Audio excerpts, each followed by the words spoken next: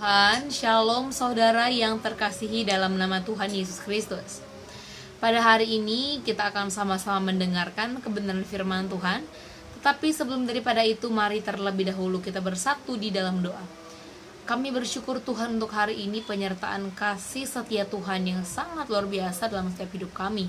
Bapa, sebentar kami akan mendengarkan sedikit daripada kebenaran firman-Mu. Kuduskanlah, layakan, sucikan hati serta pikiran kami agar firman-Mu dapat kami mengerti dan pahami. Di dalam nama Tuhan Yesus Kristus kami berdoa bersyukur. Amin. Puji Tuhan, pada kesempatan kali ini saya akan membahas tema yang artinya tujuan hidup. Kalau kita berbicara tentang tujuan hidup, pastinya sering banget kita dengar ya. Bukan hanya setiap kita, bahkan organisasi-organisasi pun mereka mempunyai tujuan seperti itu. Contoh halnya OSIS atau organisasi di kampus, di kantor, pasti mereka mempunyai visi dan misi kenapa dan bagaimana atau caranya untuk menjalankan. Tapi kalau kita lihat dalam diri kita, apa sebenarnya yang menjadi tujuan dalam setiap kehidupan kita? Apa sih sebenarnya itu?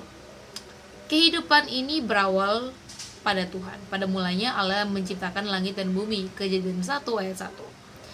Maka Allah menciptakan manusia itu menurut gambarnya. Menurut gambar Allah diciptakannya dia, laki-laki dan perempuan diciptakannya mereka. Kejadian 1 ayat 27.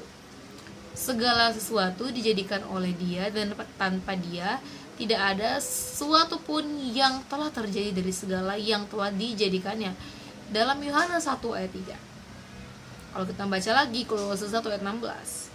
Karena di dalam dia telah diciptakan segala sesuatu yang ada di sorga dan yang ada di bumi, yang kelihatan dan yang tidak kelihatan, baik singgasana maupun kerajaan, baik pemerintah maupun penguasa.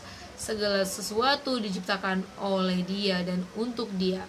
Jadi, kehidupan bukan urusan kita. Semua dalam kehidupan ini bersentral kepada penciptanya. Siapa? Kepada Tuhan. Tuhanlah yang mendesain hidup kita, dan dalam setiap kehidupan ada planning daripada Tuhan. Kita semua dilahirkan ke dunia di dalam maksud yang unik dan mempunyai tujuan.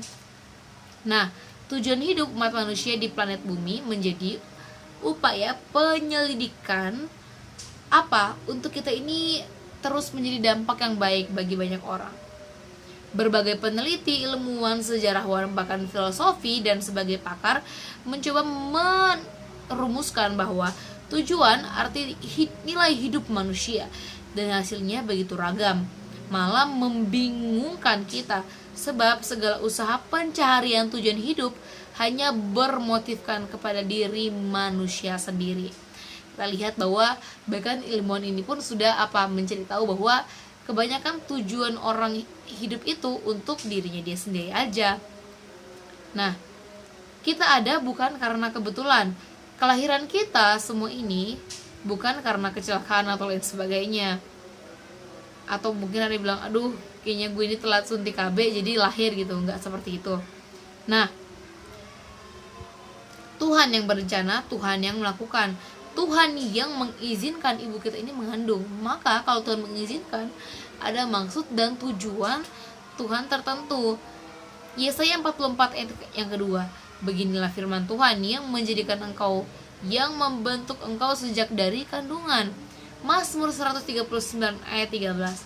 Sebab engkaulah yang membentuk buah pinggangku, menenun aku dalam kandungan ibuku. Maka dari itu, kita ini harus bersyukur teman-teman bahwa kita ini dibentuk punya maksud dan tujuan. Bahkan bukan orang lain yang membentuk kita, bukan dokter, bukan tetangga, tapi siapa? Tuhan yang sendiri yang membentuk kita. Maka dari itu kita harus memanfaatkan waktu kita ini secukupnya. Hidup itu hanyalah sementara. Kehidupan di dunia ini hanya sementara. Hidup kita itu memang singkat. Banyak di Alkitab yang menyatakan bahwa kehidupan manusia itu sangat terbatas waktunya. Jadi ingat, hidup di dunia ini hanyalah penugasan Tuhan yang temporer. Mazmur 39 ayat yang kelima dikatakan, ya Tuhan, beritahukanlah kepadaku ajalku dan apakah batas umurku, supaya aku mengetahui betapa fananya aku. Kita ini harus sadar ya, bahwa kehidupan kita ini hanya sebentar. Maka dari itu, kita ini tidak boleh lupa dua kebenaran. Yang pertama, kekekalan. Umur hidup ini teramat pendek. Yang kedua, dunia yang kita huni adalah kediaman sementara.